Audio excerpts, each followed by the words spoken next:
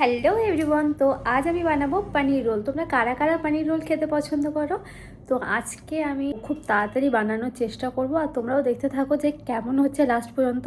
আর আমি কোনো দিন বানাইনি, আজকে আমি প্রথম বানাবো।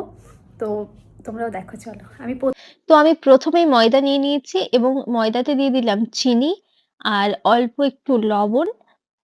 আর আমি এখন দিয়ে দেবো একটু তেল। এবার এগুলোকে দিয়ে ভালো করে মিক্স করে নেব। ল তেলটা আমি একটু বেশি দিলাম না ময়াম দেওয়ার মতো, অল্প মতন তেল দিয়েছি।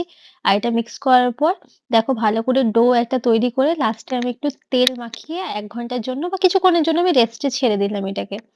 এরপর আমি এখন পনিরটা রেডি করব। তার জন্য আমি ১ম এ বাটিতে তেল নিয়ে নিয়েছি। একটু লঙ্কা গুঁড়ো নিয়ে নিলাম ঝালের জন্য, আর কালারটাও ভালো আসে। এখন আমি পনিরটাকে ম্যারিনেট করব। এবার এতে আমি একটু দিয়ে দেব হলুদ গুঁড়ো। হলুদ গুঁড়ো দিয়ে দেব আর তারপরে দেব আ একটু লবণ। এরপর আমি একটু দিয়ে দিয়েছি কাশ্মীরি লঙ্কা গুঁড়ো। তো একটু এটা কালারও আসে আর টেস্টটাও খুব ভালো হয়, তাই দিয়ে দিয়েছি।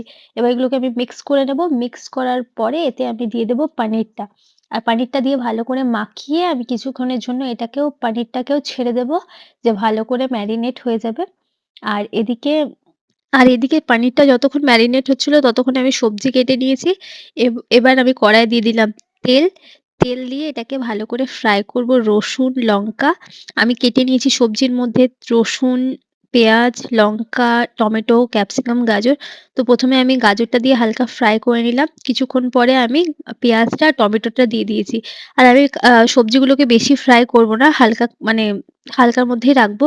তো কিছুক্ষণ ফ্রাই করার পরে আমি ওতে পনিরটা দিয়ে দিলাম। তো পনিরটা দিয়ে অনেকক্ষণ এটাকে ফ্রাই করেছি। আর কম আঁচ করে আমি ছেড়ে রুটিটা বেলতে শুরু করেছি। তো রুটিটা আমি ১ম এ লাচ্ছা পরোটার মতো বেলবো। ১ম এ বেলে লাচ্ছা পরোটার মতো তো লাচ্ছা পরোটা যেরকম বানাই সেরকমভাবে আমি রুটিটা করে নিয়েছি। মানে ডোটা তৈরি করে তারপরে আবার বেলে নিলাম, একটা গোল মতন করে নিলাম।